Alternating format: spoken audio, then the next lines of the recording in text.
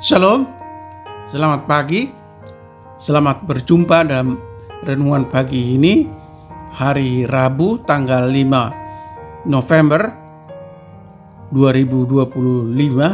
Semoga damai sejahtera Allah dan Roh Kudus menyertai kita hari ini, dan atas berkat dan pertolongan Tuhan saja kiranya kita dimampukan untuk melakukan pekerjaan kita masing-masing. Amin.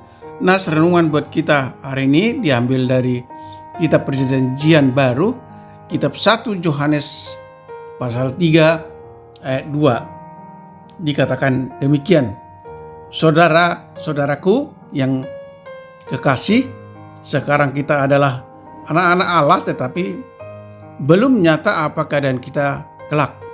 Akan tetapi kita tahu bahwa apabila Kristus menyatakan dirinya, kita akan menjadi sama seperti Dia, sebab kita akan melihat Dia dalam keadaannya yang sebenarnya. Demikian firman Tuhan. Tema renungan, hidup sebagai anak-anak Allah. Saudara yang dikasihi Tuhan Yesus Kristus, masa lalu adalah kenangan, masa kini adalah kenyataan, dan masa depan adalah harapan.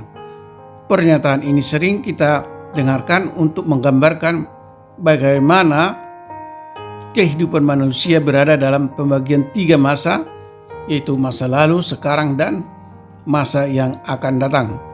Dalam nas ini kita paling tidak digambarkan pembagian waktu dalam 2 masa, yaitu pertama, sekarang kita adalah anak-anak Allah, dan yang akan terjadi kelak yaitu bahwa apabila Kristus menyatakan dirinya, kita akan menjadi sama seperti Dia, sebab kita akan melihat Dia dalam keadaannya yang sebenarnya, atau masa yang akan datang. Tetapi masa yang sudah lewat, menurut iman kita, adalah masa kegelapan tanpa identitas. Masa sekarang adalah masa yang harus kita hidupi dengan sungguh-sungguh, karena kita sudah mempunyai identitas sebagai anak-anak Allah. Anak-anak Allah dalam dunia ini harus berani tampil beda, tidak terhisap oleh dunia ini. Seorang anak harus hidup di dalam keinginan bapaknya, yaitu Allah, dan tidak lagi menonjolkan keinginan pribadi si anak. Seorang bapak tidak pernah menginginkan kehancuran anaknya. Justru sebaliknya, seorang bapak yang baik selalu berusaha mengarahkan anaknya ke dalam masa depan yang lebih baik. Saudara yang dikasihi Tuhan Yesus Kristus, hal ini juga yang harus kita lakukan. Jika kita menyadari kita adalah anak-anak Allah, yang artinya adalah kita hidup dan berperilaku seturut dengan Bapa kita yang menunjukkan kepatuhan kita sebagai seorang anak.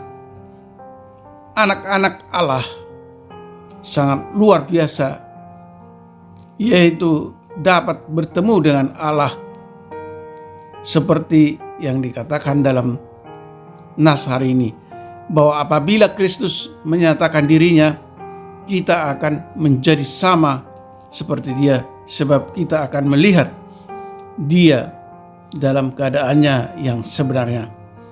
Oleh karena itu, hiduplah sebagai anak yang tunduk kepada Bapa, supaya kita menerima hak kita. Amin. Mari kita berdoa. Terima kasih Tuhan atas pemberian identitas kami sebagai anak-anak Allah dalam Kristus Yesus. Hidup sebagai anak-anak Allah harus hidup di dalam kasih optimisme dan pengendalian diri, meninggalkan gaya hidup dunia, dan dipimpin oleh Roh Kudus untuk melakukan hal-hal yang berkenan kepada Allah. Untuk itu, tolong kami Tuhan untuk mengubah cara berpikir kami, mematikan keinginan daging dan hidup dalam kesucian, hidup dalam kebenaran, serta memiliki kerinduan akan kehidupan, akan tujuan ilahi. Tuntun kami Tuhan agar kami selalu hidup penuh kasih, membangun hubungan dengan Tuhan seperti anak dengan Bapa yang dilandasi kasih, saling percaya, bukan relasi transaksional. Ajari kami Tuhan untuk selalu berlaku dan berkarakter sebagai anak-anak Allah yang hidup seturut dengan kehendak Allah. Kami berdoa buat anak-anak Tuhan, para pendengar renungan hari ini, mereka yang di rumah, di kantor, di pasar, di sekolah, atau sedang di perjalanan, atau dimanapun mereka sedang beraktivitas.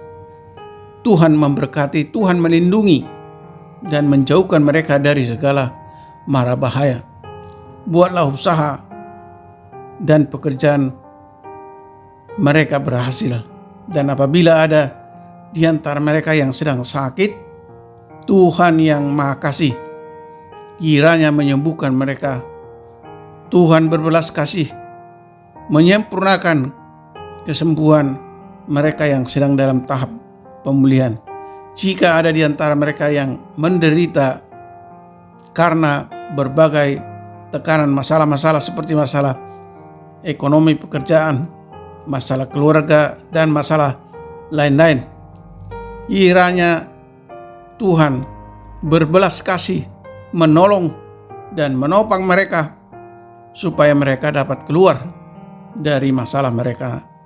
Dan apabila mereka ada yang mengalami duka atau bersedih, kiranya Tuhan yang menghibur mereka dan memberi kekuatan melalui Roh Kudus-Mu, sehingga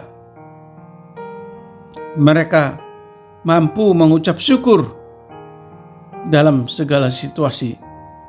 Terima kasih Tuhan. Kami sampaikan doa dan ucapan syukur kami ini di dalam nama anak-Mu Yesus Kristus, Tuhan dan Juru Selamat kami. Amin. Shalom. Tetap sehat. Tuhan Yesus memberkati.